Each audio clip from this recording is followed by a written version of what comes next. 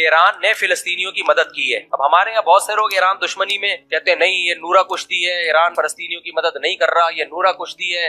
ہمارے بہت سے لوگ یہ بات, میں کہتا تھا یہ بات فلسطینیوں کی زبان سے نکلوا دو. فلسطینی کہیں کہ یہ ایران دو نمبری کر رہا ہے, فلسطینی کہیں کہ ایران میں جو ہمارے لیڈر کو شہید کیا گیا ہے ایران نے مروایا ہے, وہ تو نہیں کہہ رہے اور آپ کہہ رہے ہو. اس کا مطلب ایران سے جو آپ کی ذاتی دشمنی ہے اس کو آپ کسی اور طریقے سے نکال رہے ہو. تو ایران کوئی شریف شرفا ملک نہیں ہے, میں کوئی ایران کی تعریفیں نہیں کر رہا, بہت سے جرم ایران کے کندھے پہ بھی ہیں, لیکن جتنے ہیں اتنے ڈالے جائیں, جو نہیں ہے وہ نہیں. ایران نے فلسطینیوں کی بے تحاشا مدد کی ہے اور اس مدد کے صلے میں ایران کو قربانی دینی پڑی ہے, بھگتنا پڑا ہے. ایران میں میزائل آ کے گرے ہیں, ان کا آرمی کا آفیسر شہید ہوا ہے. تو یہ ساری قربانیاں فلسطینیوں کی مدد کی وجہ سے دی ہیں ایران نے, تو اس میں ایران کو اپریشیٹ کرنا بنتا ہے. ایران نے خاندانی کام کیا, اکیلا کھڑا ہوا ہے پوری دنیا کے مقابلے میں, اس پہ تو تعریف بنتی ہے. ٹھیک ہے جو منفی چیزیں ہیں وہ منفی ہیں, لیکن یہ موقع تو ابھی اتحاد کا ہے نا میرے بھائی. نہیں ایکچولی یہ خود ہی مروا رہا ہے, خود ہی کروا رہا ہے, خود ہی. ابے 2 آرمی چیف اڑوا دیے خود ہی, کیا ہو گیا میرے بھائی, بس کرو یار. اپنا آرمی چیف اپنے آپ کو مروا رہا ہے. یہ کھوپڑی میں آنے والی باتیں نہیں ہیں. خدا کے لیے مثبت سوچنا سیکھو. یہ میں نہیں کہہ رہا, یہ اللہ کا حکم ہے. ہمیں صحیح حدیث سے پتہ چلتا ہے کہ قرب قیامت میں جب مسلمان بہت کسمہ پرسی میں ہوں گے تو خراسان سے لشکر اٹھے گا. خراسان یہ افغانستان اور ایران کا حصہ, اس علاقے کو نبی صلی اللہ علیہ وسلم کے دور میں خراسان کہا جاتا ہے, جس میں قندھار بھی آتا ہے, ایران کا بھی حصہ آتا ہے اس میں. تو یہاں سے لشکر اٹھے گا, مجاہدین لڑیں گے بہت بڑی تعداد میں, دنیا میں جہاد ہوگا, مسلمان ظلم کی چکی میں پس کے تنگ آ چکے ہوں گے, اور لڑتے لڑتے حدیث میں آتا ہے اتنی بڑی بڑی لڑائیاں ہوں گی کہ 1/3 مسلمان شہید ہو جائیں گے اس میں, 1/3 مجاہدین جو لڑنے والے ہوں گے, اور 1/3 جو ہوں گے وہ میدان جنگ سے بھاگ جائیں گے, اور 1/3 کو اللہ فتح عطا فرمائے گا. تو جو 1/3 میدان جنگ سے بھاگ جائیں گے, نبی صلی اللہ علیہ وسلم نے فرمایا ان کی توبہ کبھی قبول نہیں ہوگی. جو 1/3 شہید ہو جائیں گے وہ افضل ترین شہداء ہوں گے اس وقت کے, اور 1/3 کو اللہ تعالیٰ غلبہ عطا فرمائیں گے. ایک واقعہ تو ہمیں قرب قیامت میں نبی صلی اللہ علیہ وسلم سے یہ ملتا ہے, صحیح حدیث. دوسرا ہمیں یہ ملتا ہے کہ قرب قیامت ہی میں مسلمان کسمہ پرسی کا شکار ہوں گے تو تلاش کریں گے حضرت مہدی کو, کیونکہ حضرت مہدی وہ شخصیت ہیں جن پہ تمام نیک لوگ جمع ہو جائیں گے اور وہ مسلمانوں کی میدان جنگ میں کمانڈ کریں گے, جہاد میں کمانڈ کریں گے. تو ان کو بیت اللہ میں تلاش کیا جائے گا. وہ رسول اللہ صلی اللہ علیہ وسلم کی اولاد میں ہوں گے, اور لوگ ان کو پہچان لیں گے, اہل اللہ پہچان کر ان کو اپنا امیر بنائیں گے, اور ان کی قیادت میں پھر لڑائی اور جہاد شروع ہوگا.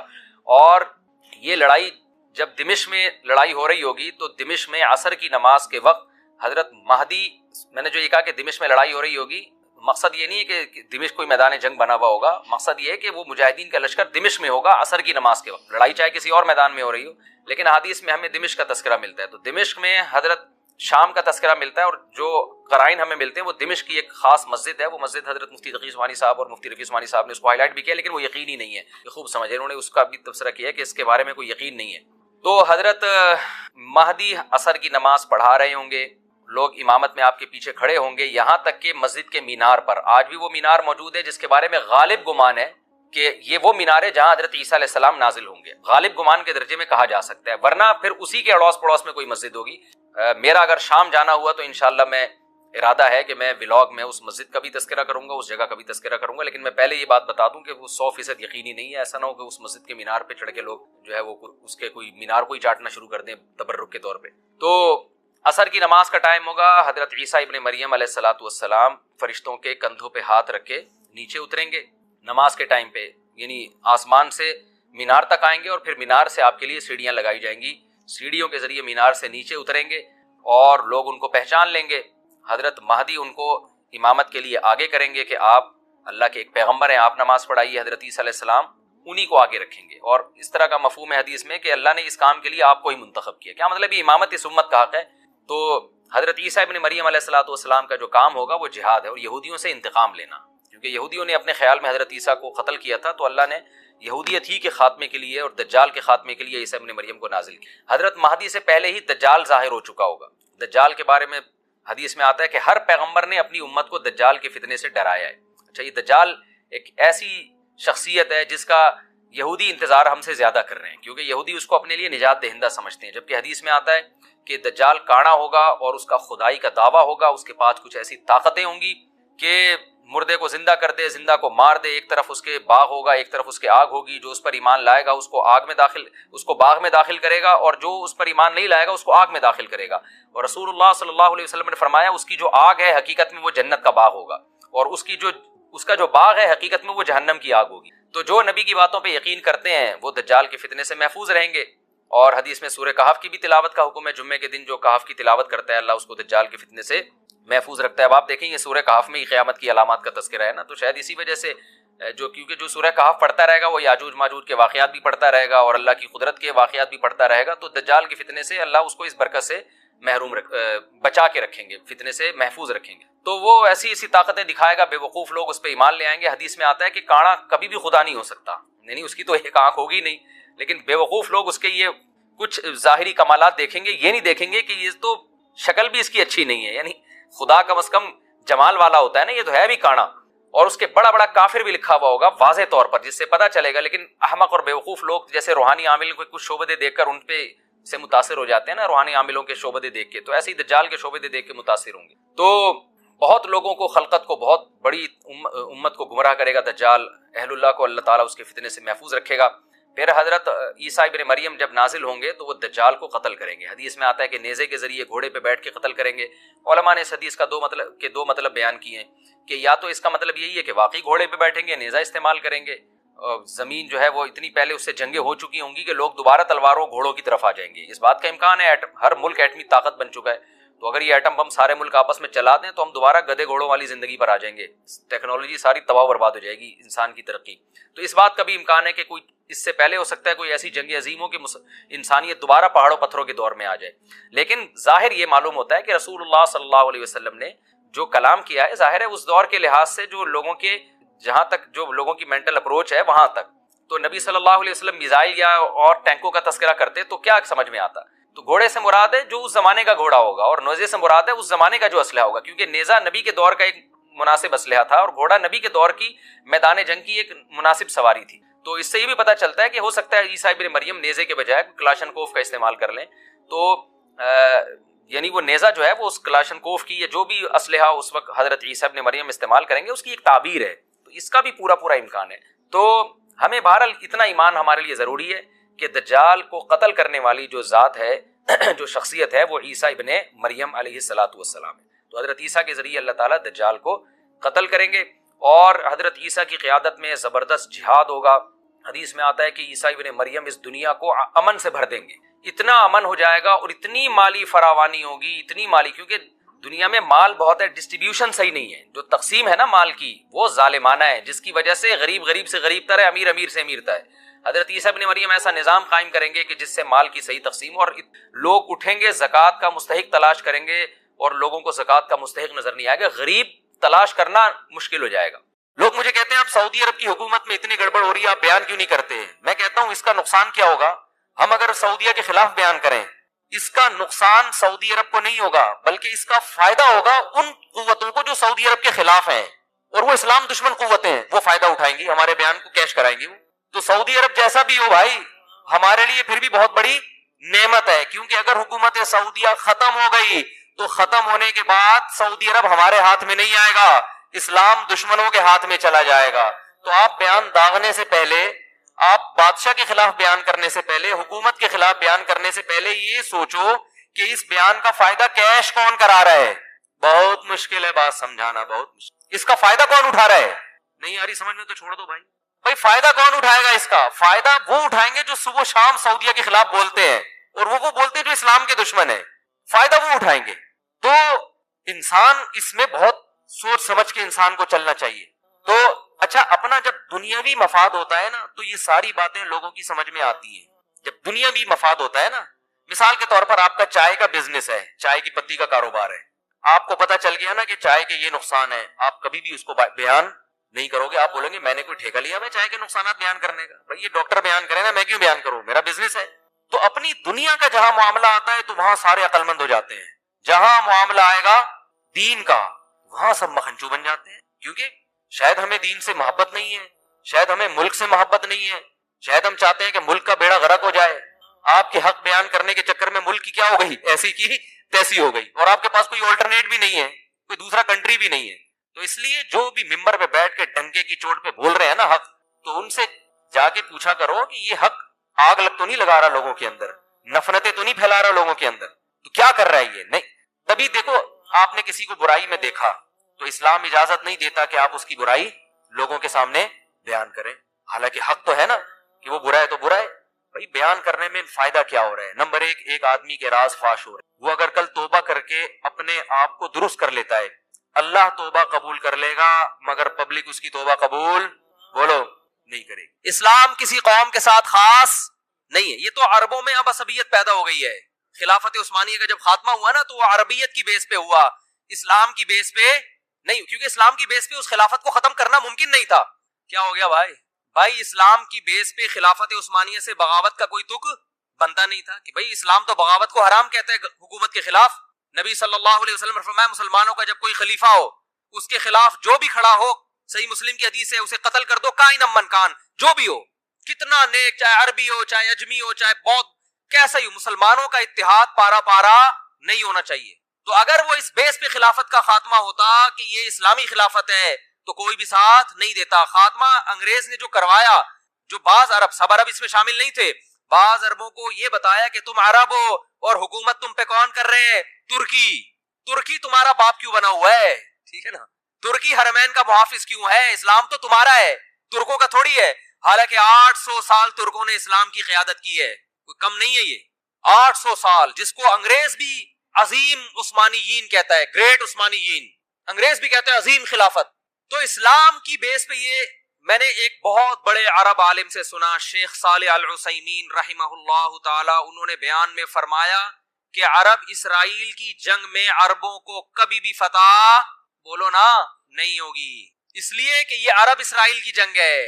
جب تک اس جنگ کو اسلام اور اسرائیل کا نام نہیں دیا جائے گا اللہ کی مدد نہیں آئے گی. مسلم اسرائیل کی جنگ کہو گے تو مدد آئے گی. اللہ نے عربوں کی مدد کا وعدہ نہیں کیا. اگر اللہ نے عربوں کی مدد کا وعدہ کیا ہوتا تو اللہ محمد صلی اللہ علیہ وسلم کے مقابلے میں جو عرب لڑ رہے تھے وہ زیادہ تھے، میجورٹی میں تھے. ادھر جو عرب تھے وہ اقلیت میں تھے نبی کے ساتھ، ادھر عرب میجورٹی میں تھے. اللہ ان کی مدد کرتا، ابو جہل کی مدد کرتا، عتبہ ابن ولید کی مدد کرتا، ابو لہب کی مدد کرتا اللہ تعالیٰ. آپ صلی اللہ علیہ وسلم تنہا اور آپ کے ساتھ اکیلے ابو بکر. تو بتاؤ، دو عرب اس طرف، باقی سارے بولو نا اس طرف. مدد کی ان دو کی نا. اس کا مطلب اللہ نے عربوں کی مدد کا وعدہ بولو نا بھائی نہیں کیا. کس کی مدد کا وعدہ کیا ہے؟ مسلم کی، اسلام کی. جو قرآن پر ایمان لائے گا اور اللہ کے نبی پر ایمان لائے گا اس کے لیے عربی ہونا ضروری نہیں ہے.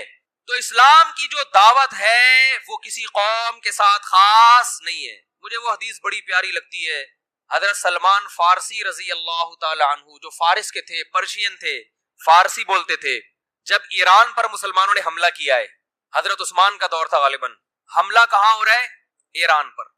اور حملہ کرنے والے بڑے بڑے صحابہ، بڑے عشرہ مبشرہ میں بھی اکثریت اس جنگ میں موجود. کمانڈ کرنے والے سلمان فارسی. نہیں آ رہی.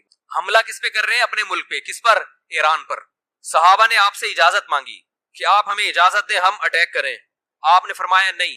میں نے رسول اللہ صلی اللہ علیہ وسلم سے یہ فرماتے ہوئے سنا ہے کہ جب تک اسلام کی دعوت نہ دے دو اس وقت تک حملہ کرنے کی اجازت نہیں.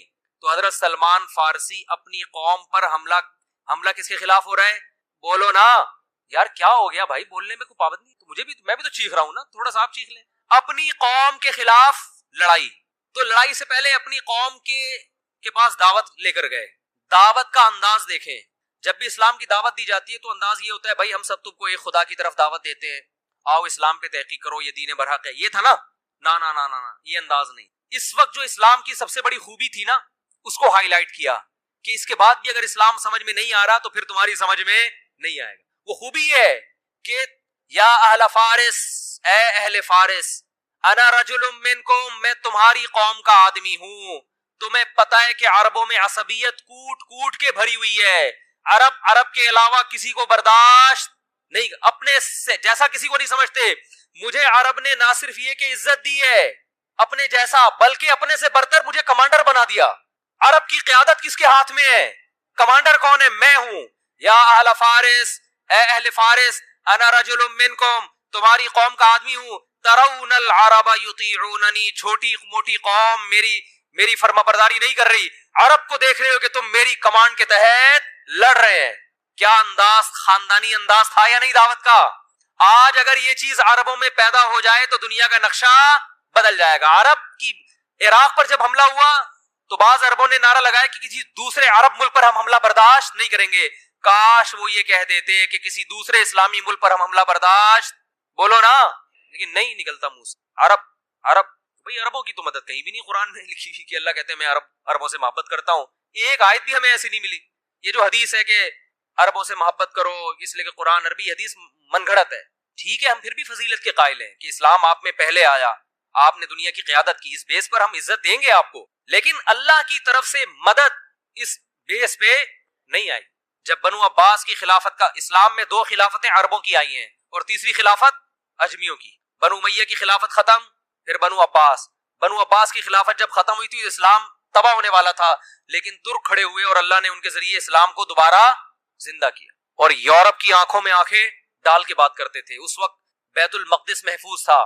ترک خلیفہ سے اسرائیل نے بیت المقدس کی تھوڑی سی زمین مانگی تھی. ترک خلیفہ نے کہا تھا کہ مٹی لے جانے کی بھی اجازت نہیں، زمین تو دور کی بات، یہاں سے مٹی شوپر میں ڈال کے لے جانے کی بھی اجازت نہیں. اس وقت ہم اس قابل تھے کہ آنکھوں میں آنکھیں ڈال کے بات کرتے، اس لیے کہ اس وقت یہ جنگ عرب اسرائیل نہیں تھی بلکہ مسلم اور، بولو نا بھائی، اسرائیل. لوگ کہتے ہیں عرب جو ہے نا اسرائیل کو تسلیم کر رہے ہیں، تو کرنے تو عربیت کی بیس پہ کر رہے ہیں، اسلام کی بیس پہ نہیں ہوگا. پاکستان اسلام کے نام پہ بنا ہے، عربیت کے نام پہ نہیں بنا. اس لیے پاکستان ابھی تک اسرائیل کو تسلیم نہیں کر رہا ہے اور انشاءاللہ نہیں کرے گا. اور اگر حکمران کرنے کی کوشش کریں گے تو ہم کرنے نہیں دیں گے انشاءاللہ. بیس اسلام ہے. جب اس قوم کی نافرمانی حد سے بڑی ہے، اللہ کو غضب آیا، اللہ نے آسمان سے بادل بھیجے، قوم کہنے لگی ھذا عارض ممطرنا، یہ تو گہرے بادل ہیں، ہمیشہ سے آتے ہیں، بارشیں برسیں گی.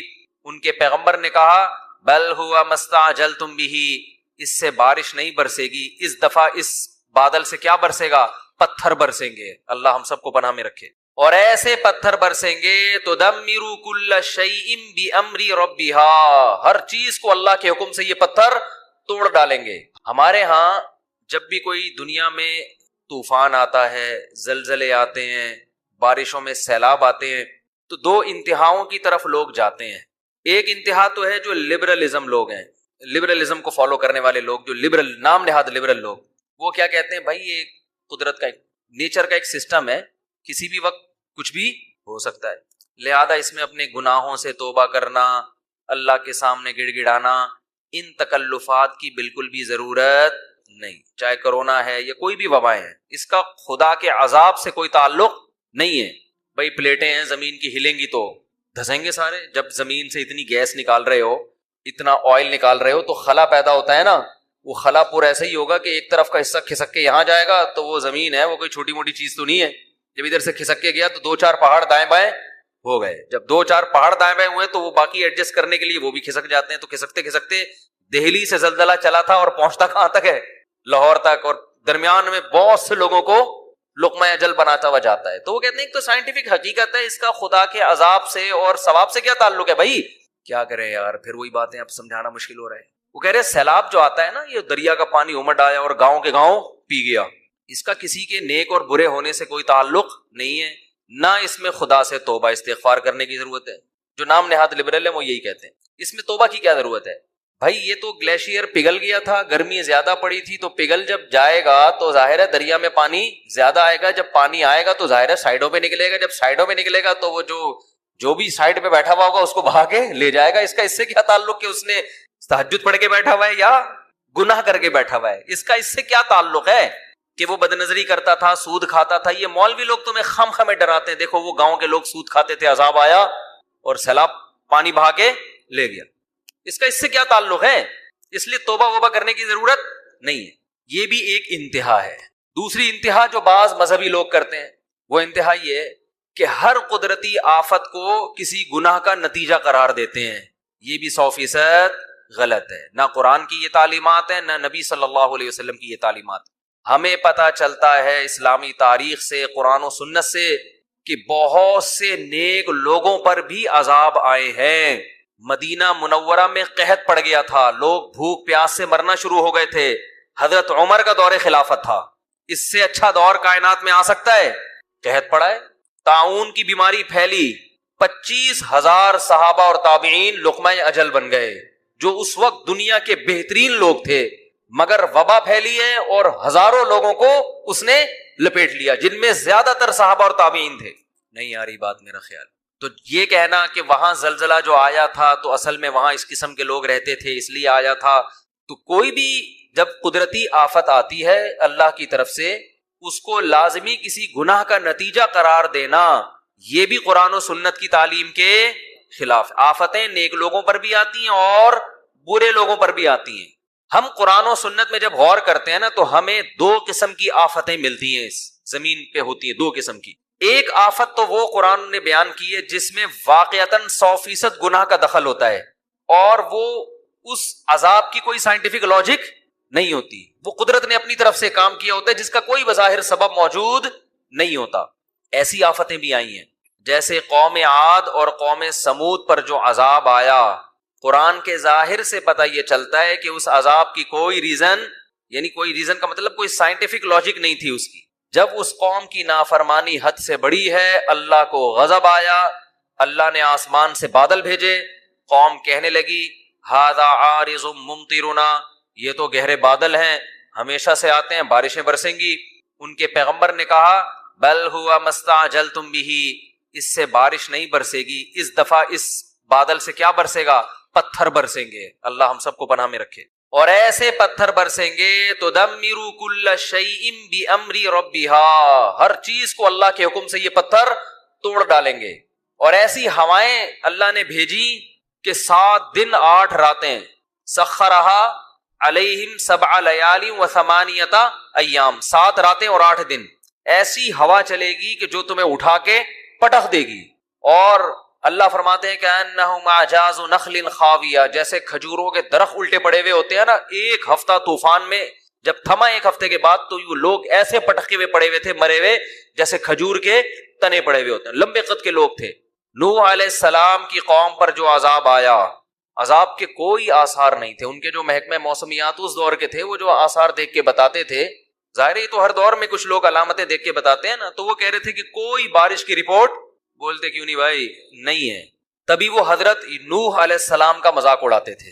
حضرت نوح علیہ السلام جب کشتی تیار کر رہے تھے اللہ کے حکم سے، تو قرآن کہتا ہے کلما مر علیہ ملأ من قومہ سخروا منہ، جب بھی لوگ گزرتے مذاق اڑاتے، اس لیے کہ اس دور کے جو ماہرین تھے، جو بھی موسم کو دیکھ کے اندازہ لگاتے تھے کہ بھئی نہ یہ ایسا مہینہ ہے کہ جس میں بارشیں ہوتی ہیں، نہ دور دور تک ہمیں بارش کی کوئی آثار نظر آ رہے ہیں، تو اچانک اتنی بارش کہ آپ کشتی میں تیرنا شروع کر دیں، ایسی بارش تو ہم نے کبھی زندگی میں دیکھی نہیں ہے۔ تو وہ فل مذاق اڑا رہے تھے ان کا، سخروا منہ۔ قرآن کہتا ہے ہمیشہ جب بھی گزرتے مذاق اڑاتے کہ معاذ اللہ ان بے وقوفوں کو دیکھو کہ نہ بارش کا سیزن ہے، نہ بارش کے دور دور کوئی آثار ہے، اور اگر بالفرض بارش غیر متوقع ہو بھی گئی تو اتنی بارش تو ہم نے زندگی میں کبھی نہیں دیکھی کہ آپ اس میں باقاعدہ کشتیاں بنا کے پہلے سے بیٹھنے کا انتظام کرو، یہ تو حماقت ہے۔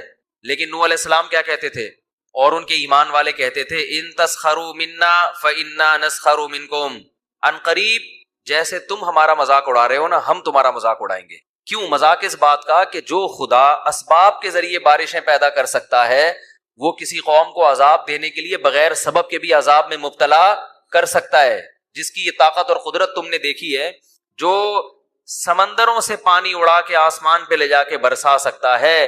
اس میں ایک چکر، ایک سائیکل چل رہا ہے، تو وہ سائیکل کا محتاج نہیں ہے، وہ ویسے بھی اٹھا کے برسا سکتا ہے۔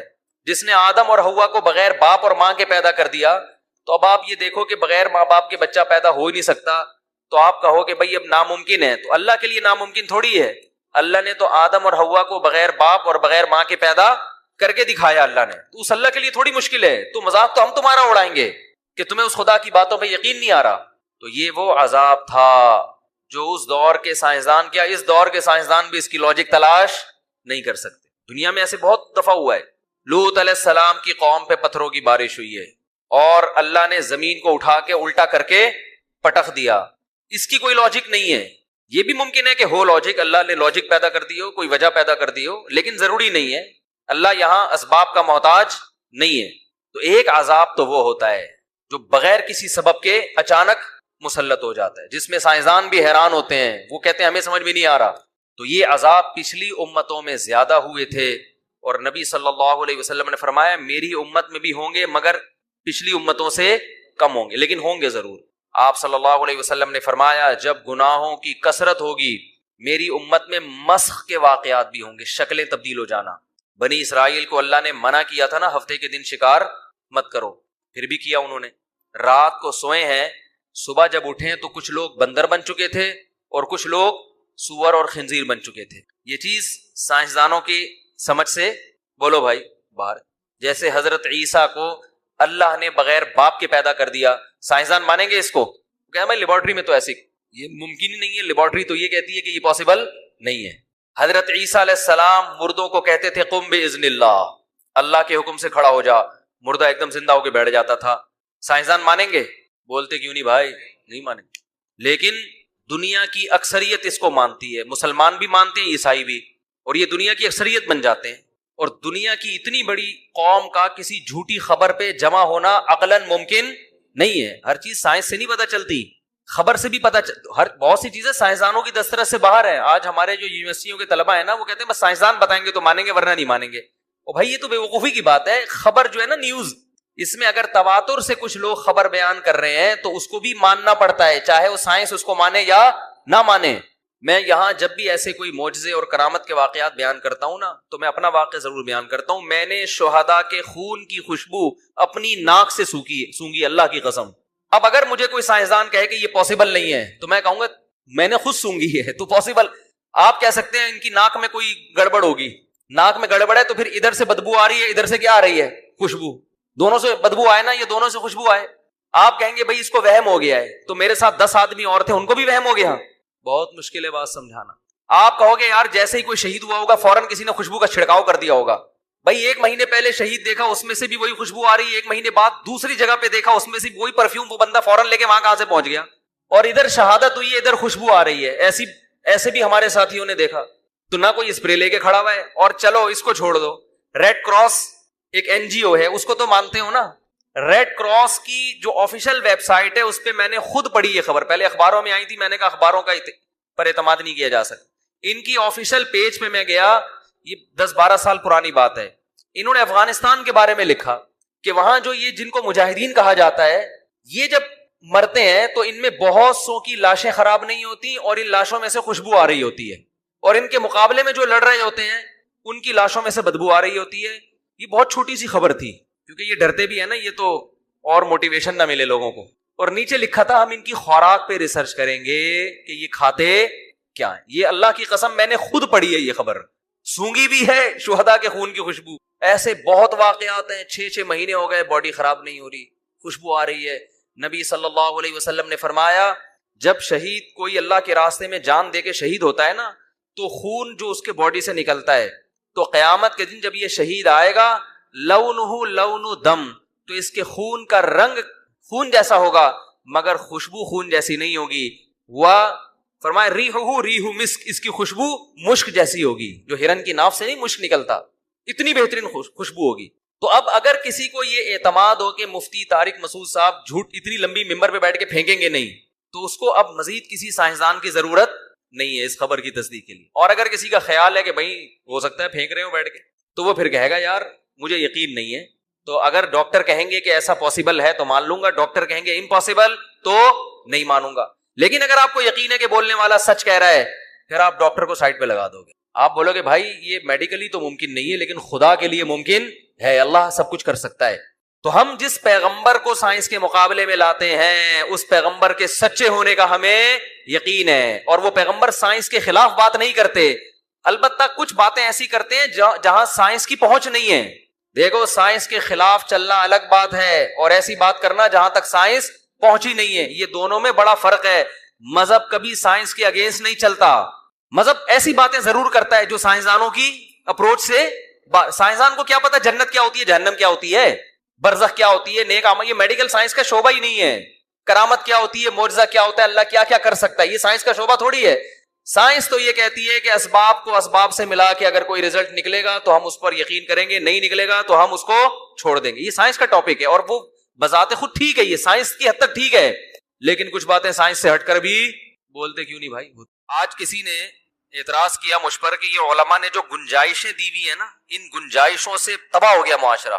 یعنی مجھے وہ کہہ رہے تھے کہ آپ فتویٰ دیں یہ حرام، یہ بھی حرام، یہ بھی حرام، اور ان گنجائشوں سے بڑا نقصان. پھر انہوں نے ایک مثال دی کہ جب سعودی عرب میں نیا نیا ٹی وی آیا تو وہاں کے مفتی اعظم نے گنجائش کا فتویٰ دیا کہ ٹی وی پر اگر اچھا پروگرام دکھایا جائے تو جائز ہے. اس کا نقصان یہ ہوا کہ عرب کلچر تباہ ہو گیا. یہ ایک دلیل دی جاتی ہے کہ اگر وہ اس وقت فتویٰ دیتے تھے بالکل حرام ہے، تو عرب میں آج جو بے حیائی پھیلی ہوئی ہے وہ بے حیائی، بولو بھائی،